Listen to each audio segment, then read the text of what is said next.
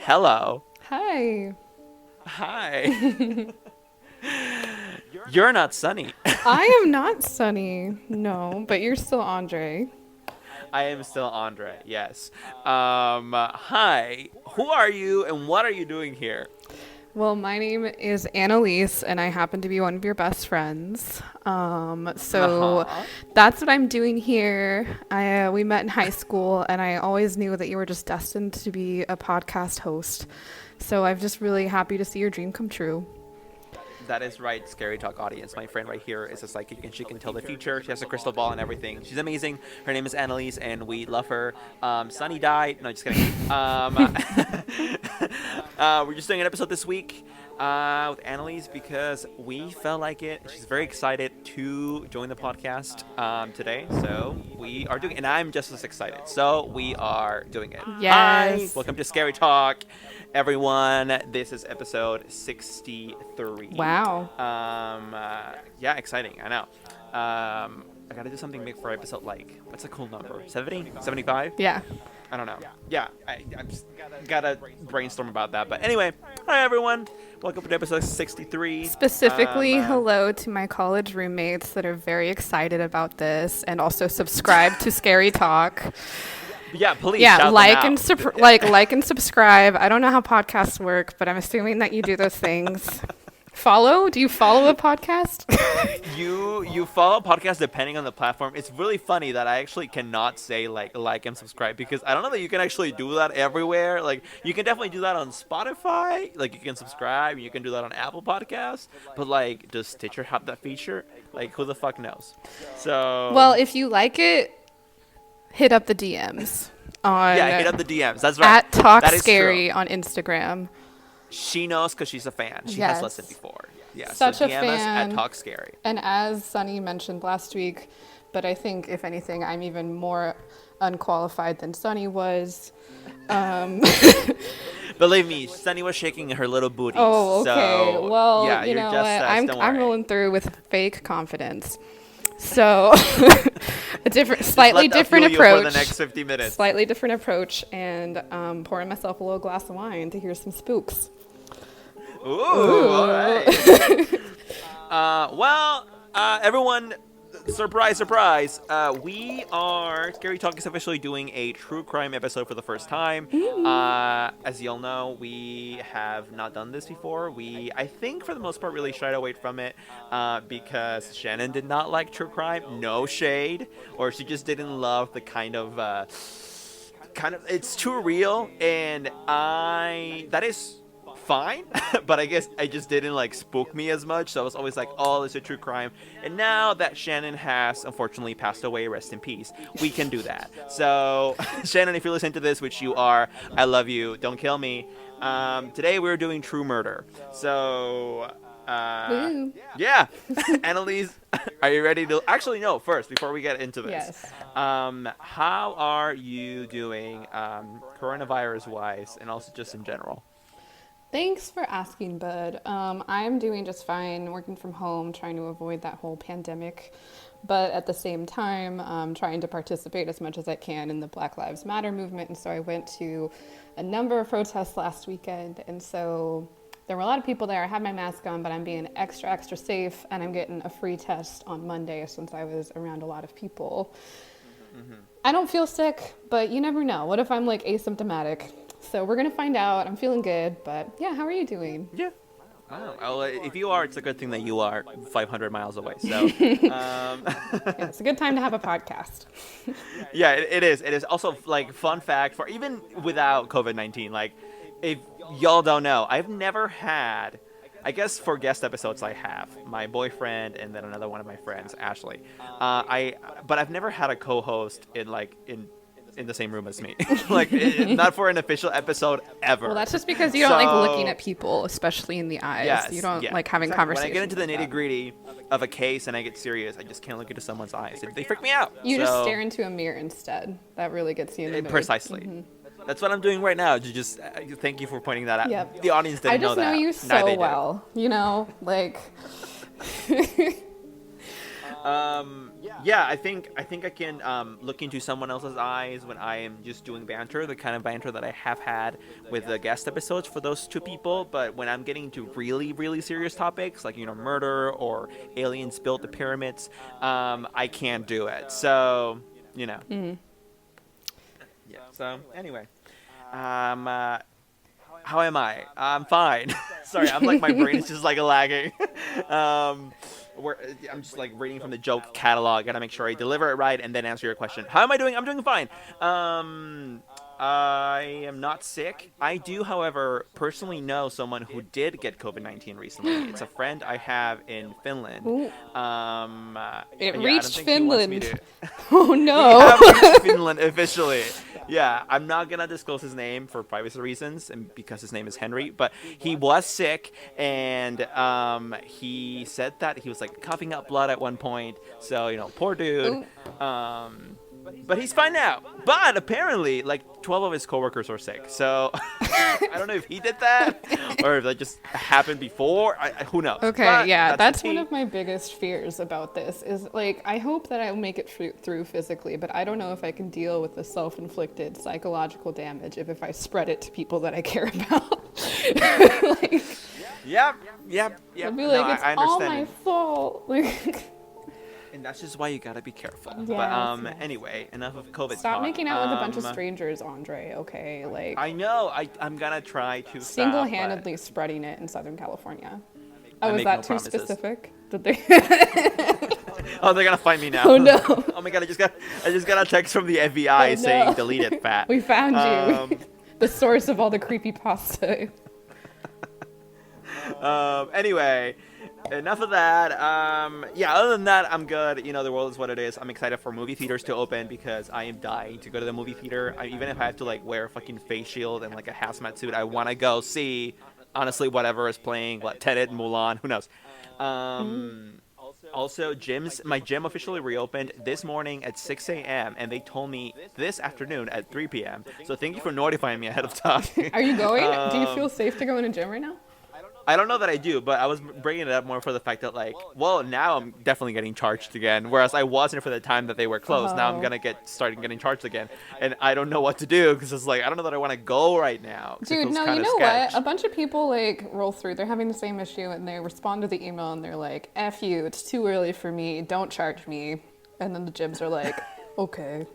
Like, that was really assertive, Maybe- Andre. yeah, I guess I'll not charge you. So Yeah, maybe I'll just try to scare him.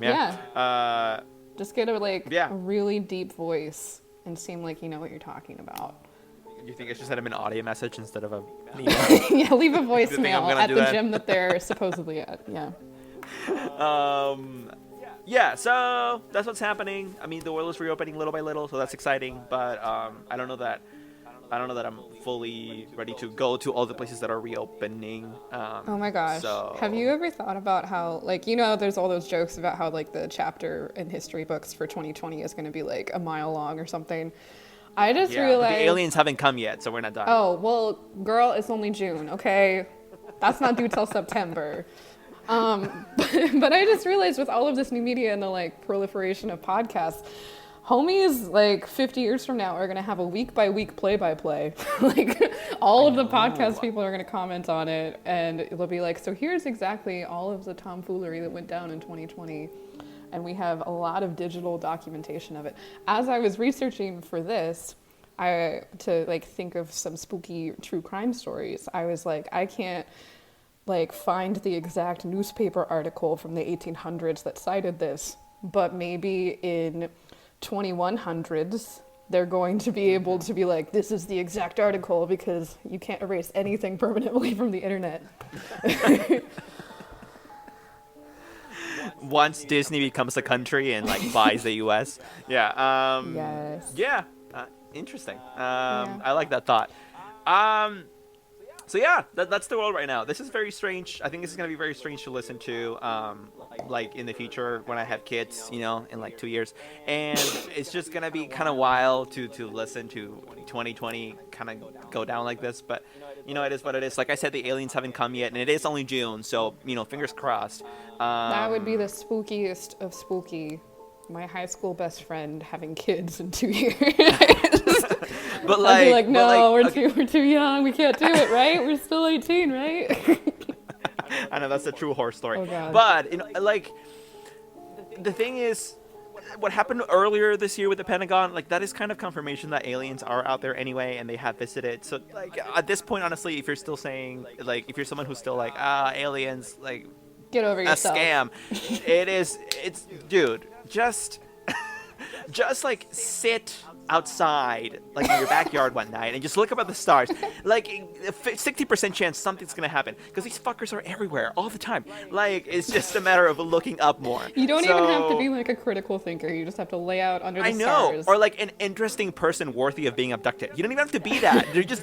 They'll show. You'll see something spooky fly in the sky, like move erratically. You'll see it. Just look up. Anyway, murder. So. Yes, please tell me. Okay.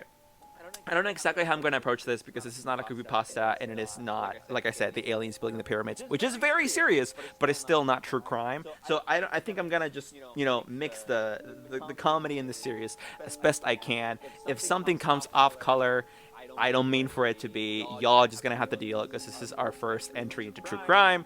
So here But we open go. to Today feedback. I'm talking. But open to feedback. Always Slide in DM our us at Talk Scary. DMs. Okay. Yeah, Twitter and Instagram. Yep. I'm talking about the crimes of 10-year-old murderer Mary Bell. Oh. Have you ever heard of Mary Bell? Absolutely not. She's 10? She was 10? She was 10 when she committed her murders. Ooh, that sounds like some deep psychological trauma prior to the murders, but okay. Continue. Yes, this is also something I'm going to touch on later. But Alright. anyway, Mary 10-year-olds Bell, don't just murder. now, can you imagine? Like the thing is that something that I'm gonna read to you later kind of hints at the mentality that people had back when this happened. This happened in the 60s, and some people were just like, no, she's just pure evil, and that's that. Like there's no deep dive into anything. She's just evil, and that's it, and that's super like shallow. So anyway. Mary Bell was 10 years old when she committed her first murder, and it wasn't her last. Dun, dun, dun. So this girl killed 2 young boys in 1968, and now I'm gonna get into how that happened. Okay. Mary Bell was born to Betty Bell, a 16-year-old prostitute who reportedly told doctors to quote-unquote take that thing away from me when she saw her daughter. This I'm getting from an article on allthat'sinteresting.com and also the Wikipedia article on Mary Bell. So those are my sources. So that's a quote from the mom. Apparently, things went downhill from there. Unsurprisingly, the mom was often away from home on quote-unquote business trips to Glasgow. As Wait, she would so describe like them. they still had this girl, like this teenager, be in charge of this baby, even though she was like clearly not ready to be a mom. I mean, Wait, where, I'm sure where child is services this? existed. Did you cover where this in, is? Yeah, this is in Scotland. Okay. Wait, is Glasgow in Scotland or in Ireland? It's in Ireland. Right? I just when I researched the city, but I never actually. Bro, right? Glasgow's in Scotland. Okay, never mind. Oh man. Sorry to all my Scottish fans. Love you, loves. Anyway, so Scotland, that's where this happened in the 60s. Yes, they let her keep the baby because I guess child services either did not exist at that time or they just didn't think it was. I mean, teen pregnancies happen all the time and people keep their babies, so. Yeah, but wasn't this a 16-year-old prostitute? You said. Yeah. Maybe she didn't but, have I'm just thinking okay, what resources could we have provided? But okay. I think, this was a very rural town. Mary Bell and her mom lived in a town called Newcastle, which apparently was 30 miles north of Am I getting this right? I think so, north of Glasgow. So she didn't live in the city. This must have been a very rural conservative community, and so they probably didn't even think to. I don't know. So she keeps the baby, and And anyway, she went on business trips a lot, quote unquote business trips, as she would describe them. But her absences were actually like periods of like relaxation for the poor Mary because she was subject to abuse, mental and physical, when her mother was present. So she liked her going on these business trips. This is like just sad shit. Yeah. Betty's own sister, so Mary's aunt, apparently once witnessed Betty trying to give Mary away to a woman who had been unsuccessfully trying to adopt at the time. And then the aunt, like, she saw that, and so she like quickly recovered Mary. But that's pretty fucking wild. Mary was also strangely accident prone, according to Betty. She once, quote unquote, fell from a window, and on another occasion, quote unquote, accidentally overdosed on sleeping pills. You know, kids. Yeah, I was about I'm to say, laughing like, because she's this still is less so, than like, 10 unbelievable. at this part of the story, and somehow had too many Right, sleeping right. pills. Sure. Right. If I laugh, it's because this is like insane, not because I think it's actually funny, but just because like, anyway. Yes. So some people attribute the accidents to like Betty's determination to basically get rid of her daughter, but others, in kind of modern analysis of this whole crime cycle, see it as maybe Betty had Munchausen syndrome by proxy, the same that, oh my god, what is the name of this like super duper famous case where like Hulu did a show about it called The Act? Oh my god, I'm blanking. But anyway, I'm gonna look that up later. Anyway, where Betty longed for the attention and sympathy that her daughter's accidents brought her, and so she would make her have accidents. That's basically what Munchausen syndrome by proxy is. Isn't that what the show is about? That same one? Yeah, but what are the names of the daughter and the mom? I don't know. I don't. Dee Dee Oh, Blanchard. yeah, okay. Yes. I thought you were trying to think of the name of the syndrome, and I'm like, you just said it. No. Okay. I know that. But anyway, so that's the same, because some people in the audience might know that case a lot better than the Mary Bell case. So Munchausen syndrome, for everyone, that's the same thing that was happening with the Blanchard case with Dee Dee, where like Dee Dee was the mom, and she was like making her daughter like have these diseases that she didn't actually have, or like convincing her she had cancer and shit because she liked the attention that her daughter's diseases brought her. So it's pretty sick. Anyway, some people theorize maybe that's what Mary's mom was doing to Mary. According to later accounts given by Mary herself, her mother began to prostitute her out when she was just 4 years old. This remains uncorroborated by family members. However, they did know that Mary's young life had already been marked by loss, and I'm lifting this directly from the article, because Mary had seen her 5-year-old friend run over and killed by a bus when she was 5. Oh, so of course. it's like when it rains, it pours. Yep. Was she also given all that to had cocaine happened at this point at the age of 6? Not yet. No, Oh. that's when she turns 8. Oh, okay. Anyway, so given all that had happened, it did not surprise Mary's family that Mary, by the age of 10, had become a strange child. Mary was very much withdrawn and manipulative, and always hovering on the edge of violence. So, thoughts so far on just everything? Thoughts so far. I already foreshadowed, so clearly an expert in podcasts and true crime stories. Mary, Detectives are shaking in their boots.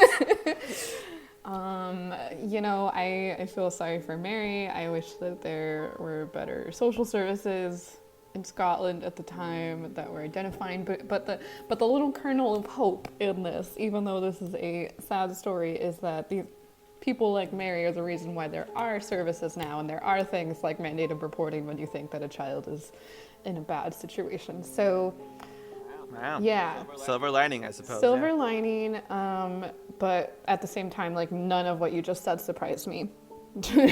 Yeah. Trauma, when Yeah. when a child especially is exposed to trauma and their brain is so developing so quickly, then that really fucks with the chemical balance of their brain and the actual brain structures, and so they aren't able to emotionally regulate in the same way. They have to but silver lining, again, little hope for ya, is that it is possible to, through neuroplasticity, to like train your brain essentially to figure it the fuck out. Like, and like also if there's like different hormone imbalances. Oh my gosh, medicine has come such a long way. Legal like drugs, shout out, sponsored by legal drugs. Okay. Sponsored by legal drugs. By the way, important side note, one of the things I stand about Annelise is her undergraduate background on psychology, so, stand to that. No, I just know that. No, I just know that. It's like I just anyway. went out in my backyard and I looked up the sky and the aliens told me. And the aliens told Yeah. me. Because they're woke. That's Now, what college is, guys. That's what I paid $60,000 for. Annelise went out to her backyard, spoke to the woke aliens, and the woke aliens said BLM, and also, listen, psych facts. No. Perfect. So for weeks before her first murder, Mary had been acting strangely. Apparently, according to this article, on May 11th, 1968, she had been playing with a 3-year-old boy when the boy was badly injured in a fall from the top of an air raid shelter. And his parents thought it was an accident at the time. However, the following day, there were 3 mothers that came forward to tell police that Mary had attempted to choke their young daughters. Which resulted in a brief police interview and a lecture, but no charges were filed. So, which is kind of odd. I mean, I guess you can't really, unless there's like charges pressed by the mothers. I don't know that you as a policeman would be like, okay, I'm taking you in, 10-year-old that attempted to choke a girl. But it is kind of alarming, right? That, I mean, I don't know, should have they done more? Like I said, resources should have been provided. That is still definitely a big major red flag. Like, as I'm sure, like, you know this, like when like serial killers, their history, like they usually have like some kind of childhood history of hurting animals in some way, for example. Like, that's a big red flag now where we're like, oh fuck, like we need to provide some resources for this kid and more social I guess support. emphasis on now. I wonder if even in 1968, I know it doesn't sound too far away, but I mean, No, I would not have known. Mm-mm. Plus, also, so I don't know if I would have believed the little boys. Or wait, were they little girls or little boys? there were mothers that were talking on behalf of their daughters. The daughters saying, Well, yeah, but "We got like I choked." think like as a former child, like I have like Annelise, 23, former child. yes, I used to make shit up that my sister did all the time. I was like, Sissy hit me, and like she didn't. Like so like I don't know, especially if I didn't know the science behind it, I would have been like, oh, just girls being girls, like. Just go play with your dolls now. Like I don't But know. you're also a psychopath, so That's true, that's I didn't true. do that because I'm an angel and a child of God. But whatever. Anyways. No, I concur. Yeah. if the podcast listeners were like the person, then we're like the angel and the devil sitting on their shoulders. But we switch roles every now and then, depending on what we're talking about. Okay, so what happens after? Well, yeah, it's still though. I find it weird. The policeman was like, "Okay, so I was told that you tried to choke 3 girls yesterday. Let me give you a little pep talk here. That's bad. Choking bad." Maybe he did. Maybe he was like, "I fixed her. She's gonna." Yeah, I know. She's gonna be great for the rest of her life. So what happens now? We are now jumping to Scotswood in England, which, unless I'm misunderstanding this, is a city in northern England that was close enough to Newcastle, which is where Mary lived, that she went over to Scotswood to commit more crimes. So, Mary, and her friend Norma Bell, no relation by the way, just same last name, beat up 2 local boys that have been playing in this derelict house in the area in Scotswood a couple of days after the incidents with the choked girls. So they're she's just on a crime spree now. Police were mystified at this because besides a little blood and saliva on the victim's face, there were no obvious signs of violence when they found these boys. There was, however, an empty bottle of painkillers on the floor near the body. And these boys were were unconscious. In case I didn't make that clear when the police found them. So in the absence of better information, they assumed that one of the boys, his name was Martin Brown, had swallowed the pills. The boy died soon after being, like, he was still alive when they found him, but he died shortly after. His death was ruled an accident precisely because police thought, oh, he just ate all these Advil, just, kid things, and so he died. I mean, I'm sure accidental overdoses do happen with kids, but, like, fine, whatever. That's exactly why they put on the medicine bottles, like, keep out of reach of kids, and they're like child safety. Right. Also, they did find a little blood on the victim's face, so I mean, I guess you could think maybe the pill beat him up and cut him on the face. Maybe the pill beat him up. Into his mouth. Yeah. No, I was gonna say, like, I guess if you're going down the route of like accidental overdose, you could think that maybe, like, taking so many of these pills like had him like reflux blood, but I don't think that happens very often or at all unless you're like punched to the stomach. I don't think people just spit blood. Well, unless you're Henry, my friend in Finland who had COVID-19. Anyway. Oh no, you just exposed him. You were like, I'm not gonna mention their name. I said his name earlier and you didn't laugh. I just think I did it too fast. I was like, I'm not going to say his name, but his name is Henry. I thought you were going to cackle. Anyway, so Martin's grieving family might have started to suspect otherwise, when little Mary Bell showed up on their doorstep in the days after Martin's death and asked to see him. His mother gently explained to her that Martin was dead, but Mary said she already knew that. She wanted to see his body in the coffin. Martin's mother slammed the door in her face. Oh my god. Okay. Dude, Mary's balls. Mary deadass went up to Martin's grieving mom and said, "Oh, I want to see the body." And she was like, "Oh, you must not know. He died." She was like, "Bitch, I know. I want to see the body." Okay. Anyway, shortly after, Mary and her friend Norma broke into a nursery school and vandalized it with notes, taking responsibility for Martin Brown's death and promising to kill again. This is very Jack the Ripper. Very, like, I need the attention from my murder. Why did she bring in her friend, though? Like, because, was she also an accomplice in this murder? Kind of. I don't think she did much besides watch or, like, I don't know, hinder the tools Mary used to kill. She's gonna be later talked about in, like, the court case as, like, oh, she just got in with the wrong crowd. So she's fine. She's free to go. So, yeah, but I don't know how true that is. Sure. Anyway, so they promised to kill again in this note. Police assumed the notes were a morbid prank when they found them, so they took Oh my gosh, what did I say earlier? Girls will be girls. Just girl things, just killing girl things. Anyway, police assumed that notes were a morbid prank. For the nursery school, this was just the latest and most disturbing in a series of break-ins. They warily installed an alarm system, which, great idea, because it turns out this very smart choice resulted in Mary and Norma being caught at the scene of the crime several nights later, but as they were simply loitering outside when the police arrived, guess what? They were let off the hook. In the meantime, Mary was telling her fellow classmates, like, police need to put these together faster. Mary was telling her fellow classmates that she had killed Martin Brown. So, like, this bitch not having, like, it wasn't enough for her to leave the note because they didn't take it seriously. So she was like, shit, I'm not getting enough recognition, or I'm not getting any recognition. I need to just straight up go to people now and tell them I killed him.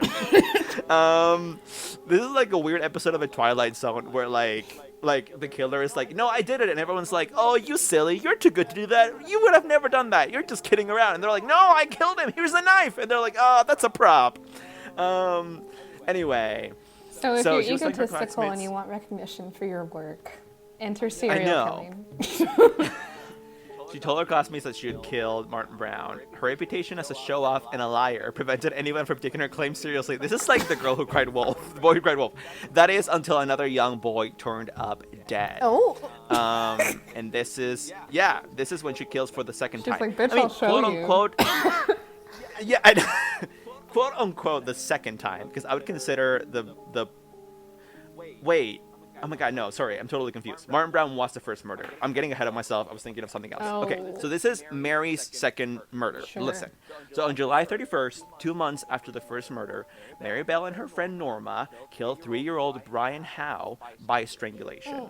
This time, so she was like, pills? Bitch, the fuck? Well, by the way, we're not even sure. I didn't look into an autopsy, but we're not even sure that the other boy was killed by the pills. I wonder if Mary just left those there on purpose to make it seem like that. I maybe he was. I feel like the autopsy would have figured that out if he wasn't, and it would have been mentioned in the article. So let's say that she did make him swallow pills by force, and that's how she killed him. Anyway, now she's graduated to strangulation. So this time, not only did she do that, but she also mutilated the body with scissors, scratching his thighs and butchering his genitals. So clearly, to me, when I read this, I was like, this is some like she wants to get back to the men that have abused her, because she's been prostituted by her mom since she was 4 years old. So to me, that's why she targeted the genitals. Like, I saw a connection there. Maybe she read like a bunch of feminist novels, and she was like, fuck the patriarchy, and just decided that she would just get rid of the men at a young age. Just You think Mary Bell read the Scum Manifesto at age 10? Yep. Mm-hmm. Her prostitute She said women's mom rights. read it to her. Okay. So they tried to hide the body with concrete blocks. Didn't work because the body was found. The neighborhood was panicked. The boys were dead, and 2 boys were dead in 2 months. So at this point, the neighborhood was like shook. Police interviewed local children, and they were hoping that one of them would have seen something that would like lead to a suspect, but they didn't say anything. Like no kid had said anything, so they didn't get any info from that. However, they received a shock when the coroner's report came back. Apparently, once Brian's blood had cooled, new marks appeared on his chest. Someone had used a razor blade to scratch the letter M onto his torso. This is very Jack the Ripper again. And there was another disturbing note. The lack of force used in the attack suggested Brian's killer might have been a child. So now the neighborhood's like, oh shit, there's a child killer on the loose. Not just a regular killer, but a child killer. They're even more dangerous. You know why? Because they're small and they can sneak into small spaces. I'd be scared out of my mind. You should be. Haven't you read Ender's Game?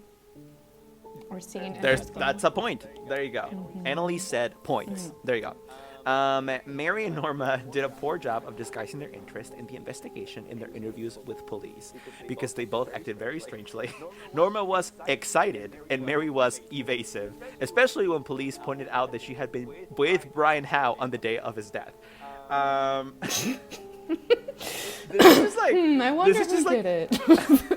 the weirdest like novel of like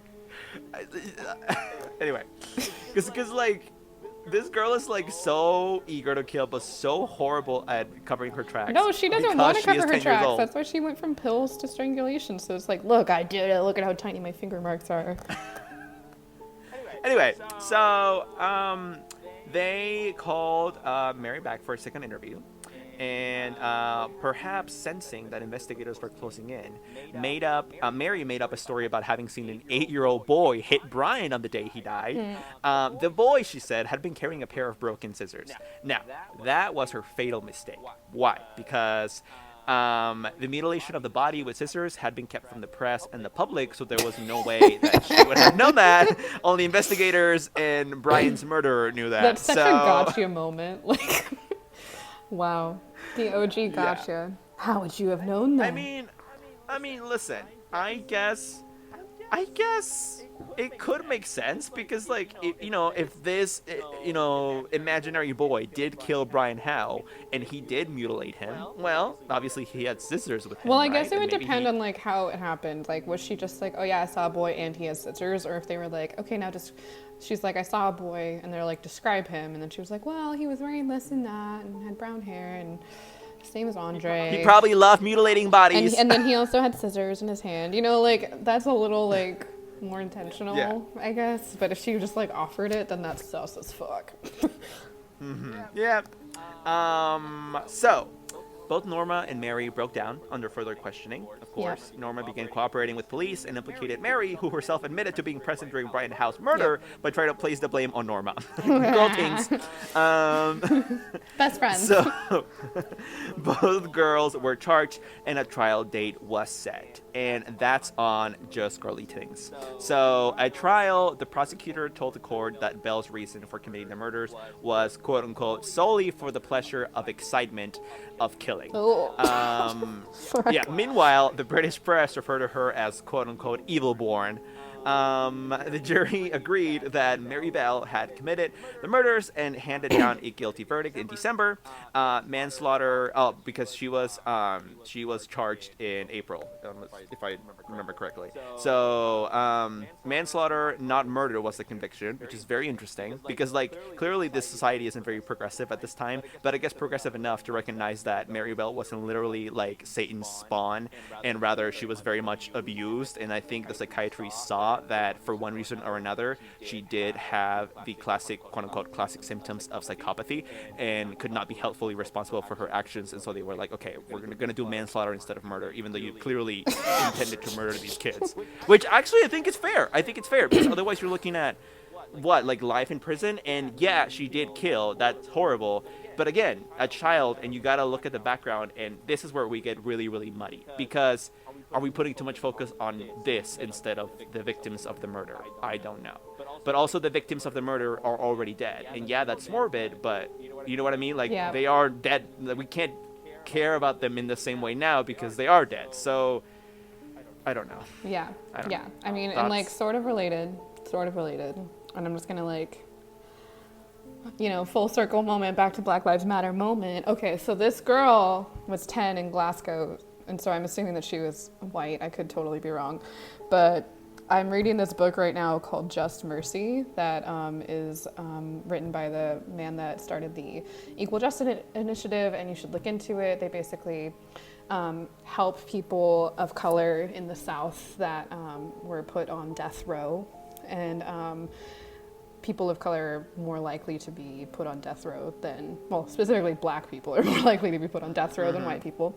But there's also this super good chapter, and I really recommend it, about child incarceration and whether or not like the child who commits a crime, it's considered like, if they're 17 years old, is it considered like a child committing that crime or an adult committing that crime?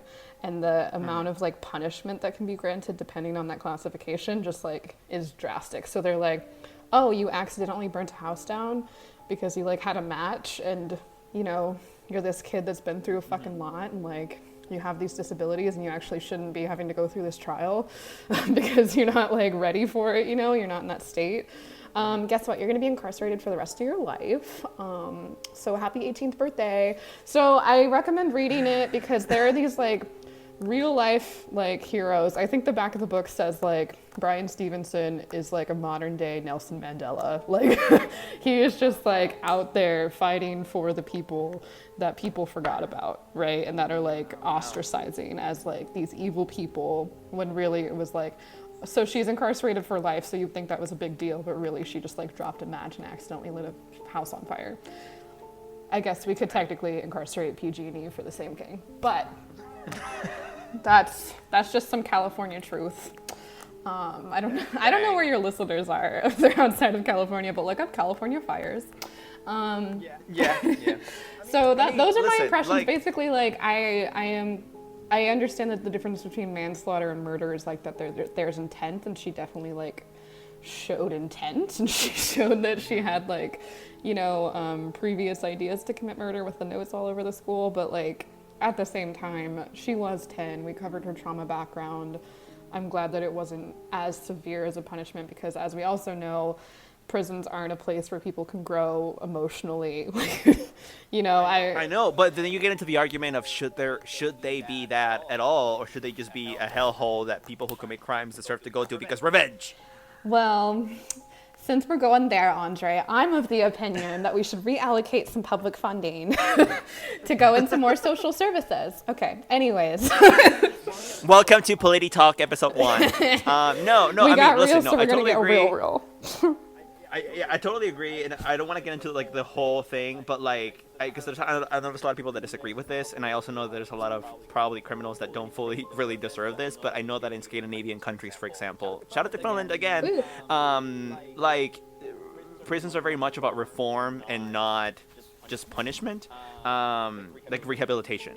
And Yeah. I like that, but the small part of me is like, I think that's great, except for like, I don't know, serial rapists, because like, yeah, you probably had a shitty background that led you to this point, which then led you to this point, which then led you to this crossroads, and then you became a serial rapist. But like, how much do you like? That's the philosophical dilemma, you know? Like, at what point do you stop empathizing with that person's struggle and hold them fully responsible for their actions, regardless of that struggle? Like, you know what I mean? Like, I feel like there's a point, a crossroads, and I don't know where that. I don't know where that is. I don't know. Yeah, well, I think that the reason why there's such a crossroads for that is that the whole question of like you know how there's like legal cases that are like so and so versus the state of California or so and so versus the people. Like the whole point of it is like this is a crime against our society, right? And so like what is going to make the most sense for our society? If this person's going to get out in a couple years, like do we want to make sure that we like really invest in them and like try to rehabilitate them so that they won't commit a crime again?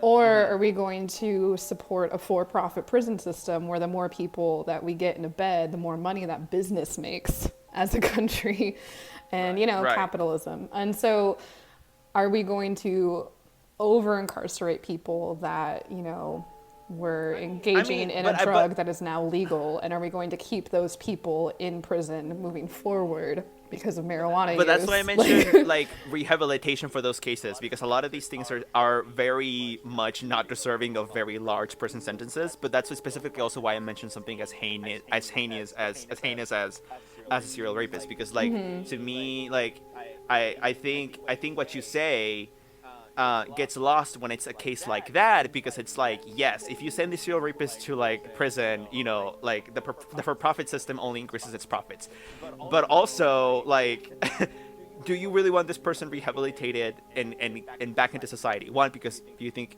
rehab will actually be successful, and two, because do the people like putting him in this system to like rehabilitate, if that's what's going to happen, think that he actually deserves that? Like there's the punishment factor that, you know, as silly as it sounds, it's a very human thing. Like we want to see punishment, and I don't think that's an invalid like factor, especially with something as heinous as that. Well, okay, you know? yeah, I understand what you're saying, but I'm also like rehabilitative programs don't like immediately reintegrate them into society. Like that person, that criminal would still have been given the punishment of taking away their freedom, right? Like they're still in an institution that they still have to go through hoops for, right? And like even though it's like forced therapy, like it's up to the experts. Like we're not experts on this topic, right? Like I have a psychology degree, but I don't have like a PhD in clinical psychology. So, but like it's up to those people that know a lot more than we do about being able to, you know, make recommendations on a case-by-case basis. I think a good place for us to start is considering for the lesser crimes whether or not we're more willing to invest like in prison for someone that had like marijuana possession versus, you know, other resources or other alternatives. For marijuana in particular, I believe that the people that are currently incarcerated for that, they should be released because it's legal.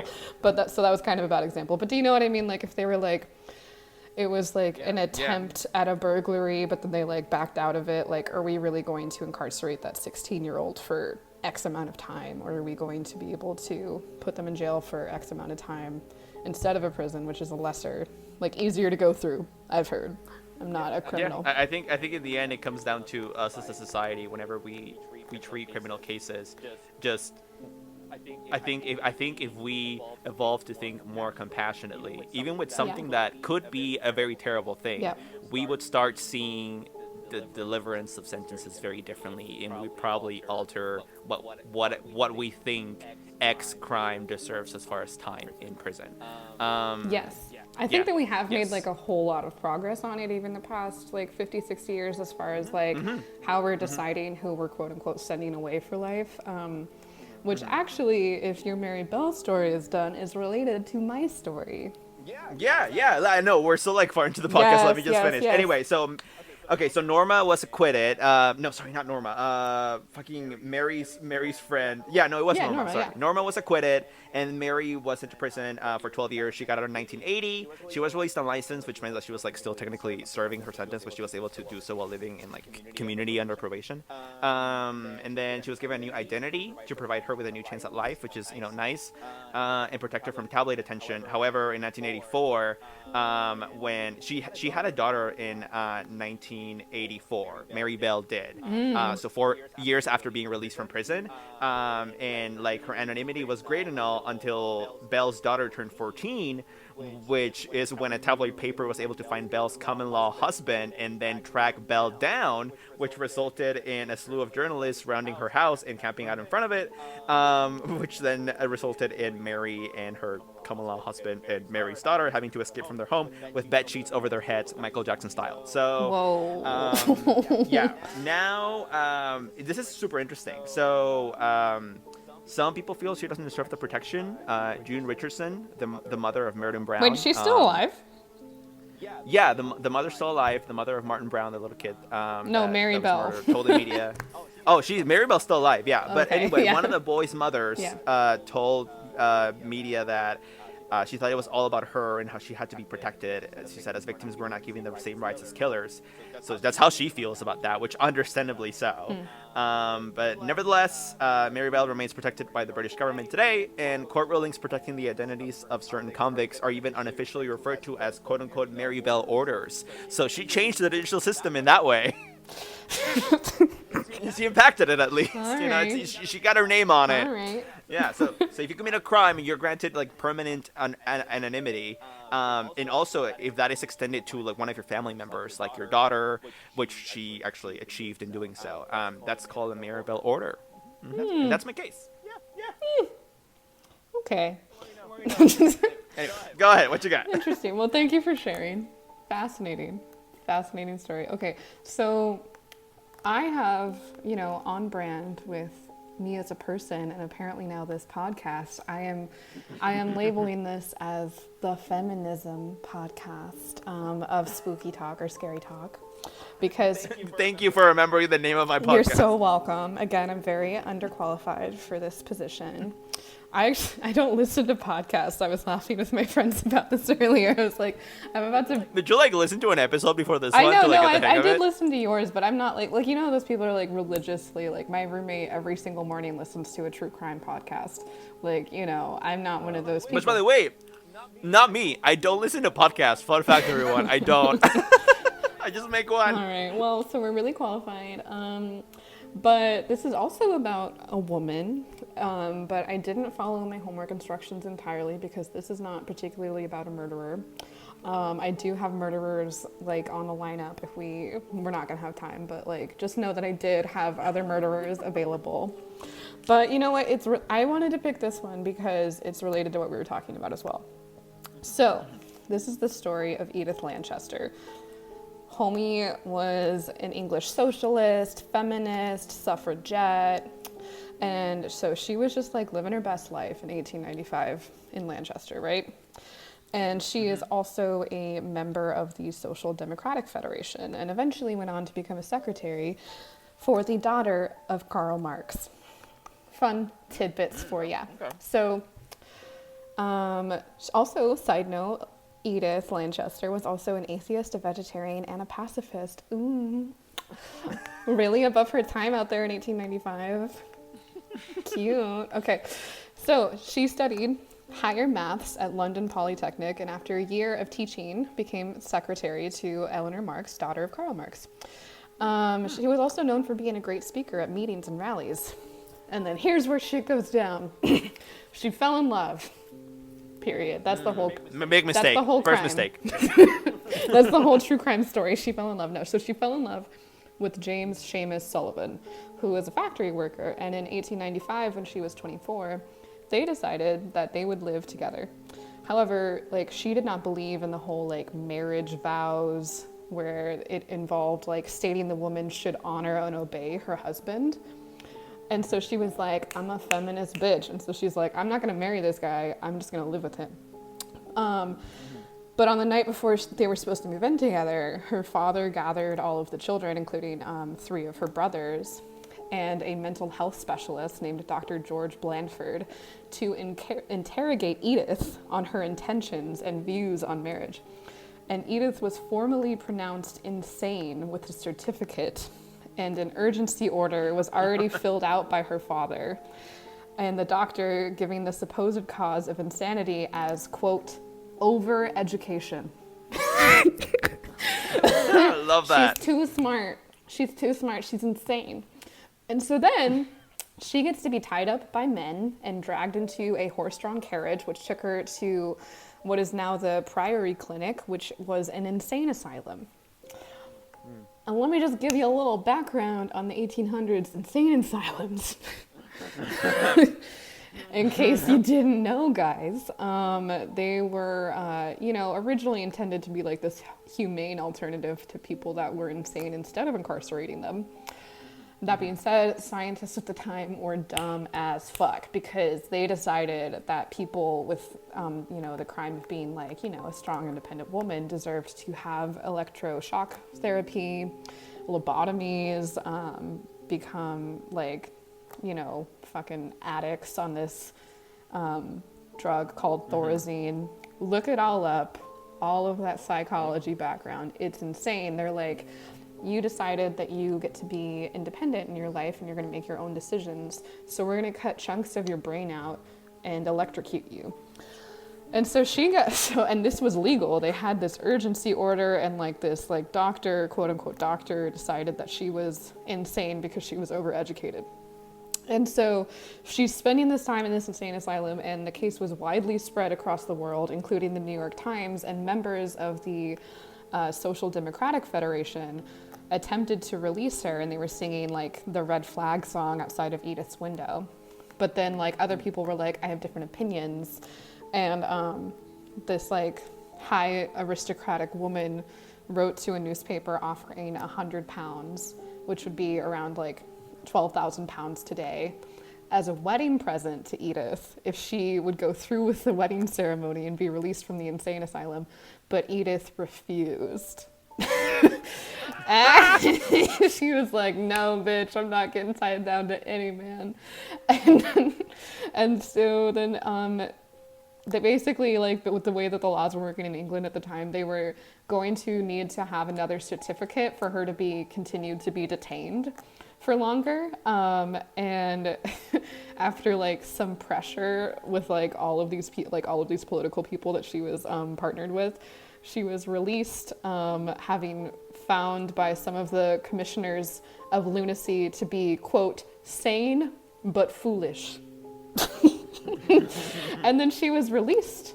And then she decided that she was not going to have a relationship with her father ever again, and never saw him. And then random fun tidbits is that she lived her best life unmarried and had children with this homie. And so that 1895 seems like a really long time ago, but then the Edith's daughter Elsa ended up being a famous Hollywood actress. So Elsa Lanchester ended up taking the leading role in The Bride of Frankenstein. I don't know if you've seen that movie, but I have not, but that's really interesting. I like it. And if other listeners have seen it, then you might know who I'm talking about. And she has this gorgeous wig on. Anyways, I just had to share this story because I have a lot of feelings about how women were sent to insane asylums for being women. Wow. Yep. So definitely not a murder story at all. Completely unrelated to the podcast, but very good. Thank you. It's a true crime story. She was kidnapped and held against her will for saying that she didn't want to abide by society's standards. Okay? Okay, I'm gonna pause. So don't pause your recording. Keep going. But this is where I make a note as an editor. I'm gonna mark the time so I know when to cut this audio out. 53 minutes. I wanted to tell you, we are good in time. We're fine. So if you actually want to cover one of your murder cases, it's fine. We can go up to 1 hour, 10 minutes. We don't have to. But what I'm saying is, perfect. Go ahead and cover one. Go ahead and cover one of your cases. Okay. Yeah. Okay. Because I was like, these are short, so maybe we could fit in a couple. Okay. This will be an actual murder case. Yeah. So we're back in 3, 2, 1. Okay, but as I mentioned earlier, I do have actual murder cases, but guess what? It's again another badass woman serial killer. So feminism. I guess we can call it that. This woman's name, also in England, shout out England, was Amelia Elizabeth Dyer. And, there was this thing going on at the time called baby farming. And so for wealthy women, it was completely acceptable to send their infants to a wet nurse who would breastfeed and care for their infants until they reached toddlerhood because, couldn't be bothered. They were like, I don't want to deal with no milk coming out of my boobs. Someone else fucking do it. Money buys everything. Yeah, they said babies? Ew, no Yes. thanks. Delete it, fat. Yeah. Meanwhile, poor or working class women that found themselves pregnant had very little opportunity to have that kind of financial stability. In this time, having a baby out of wedlock was akin to, or worse than murder. I guess I should cite my sources here. This is from historycollection.co, and the previous story was from Lancaster Interactive Archive.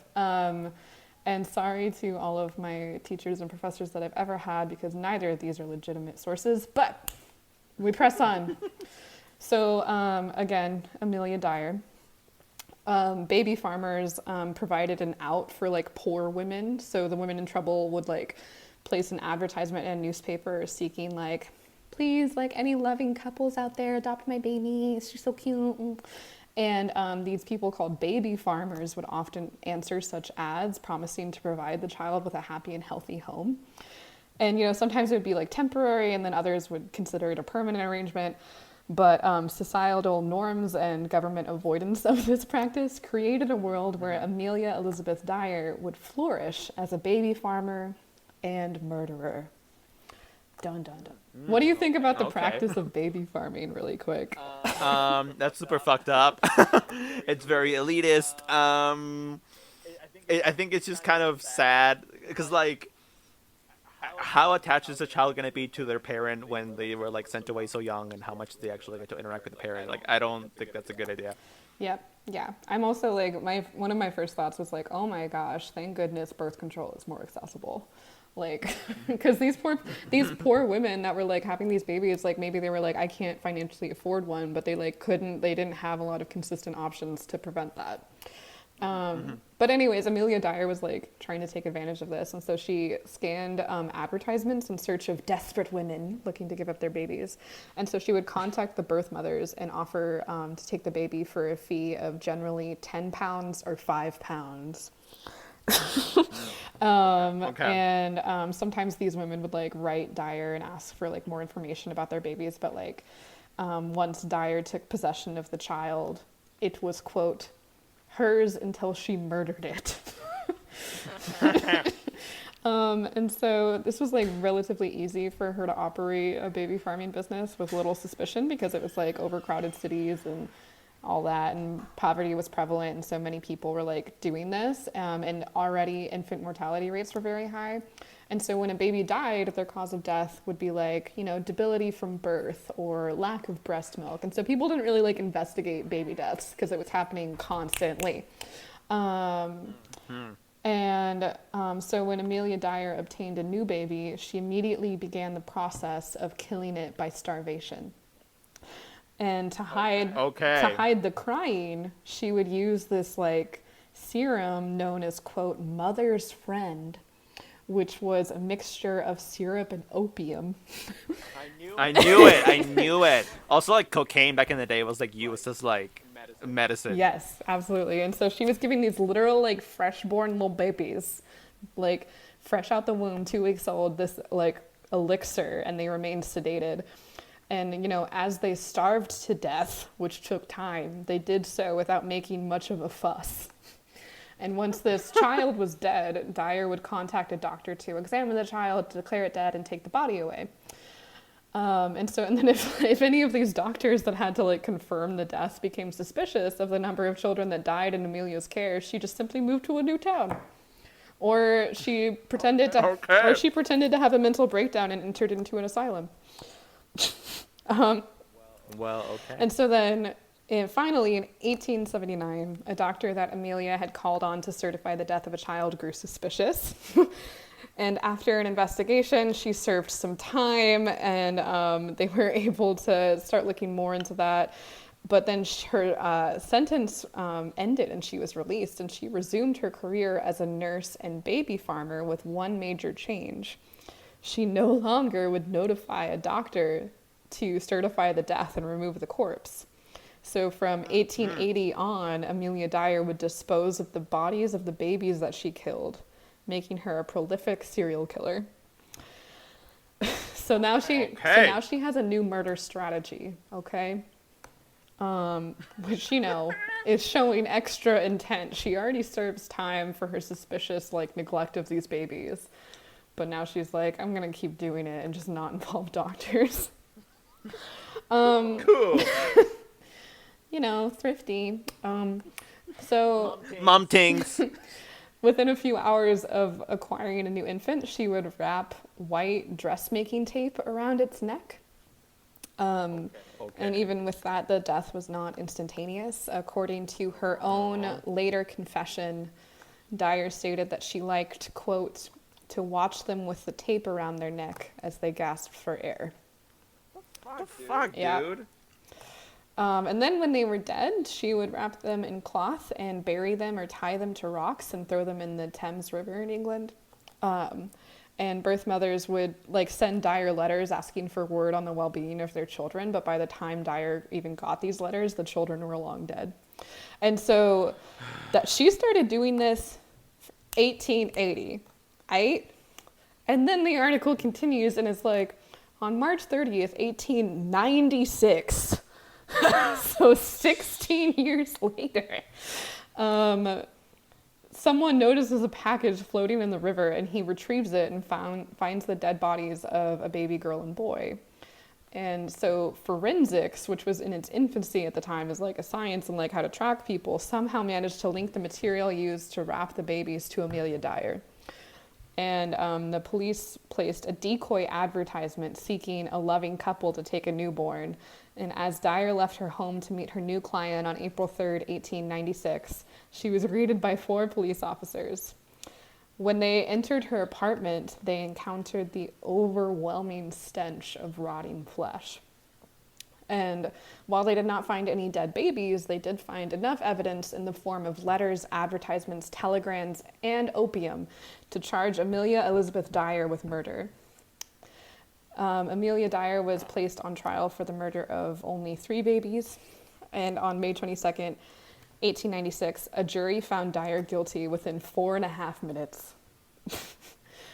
I definitely would not call her a badass serial killer. She's just terrible. This is shit. Okay, well, Homegirl was able to go, unnoticed for 16 years. And they only could track her to 3 babies. But during the next 3 weeks, after she was found guilty, she filled 5 notebooks with her, quote, last and true confession. And then she was hung at exactly 9 a.m. on June 10th, 1896.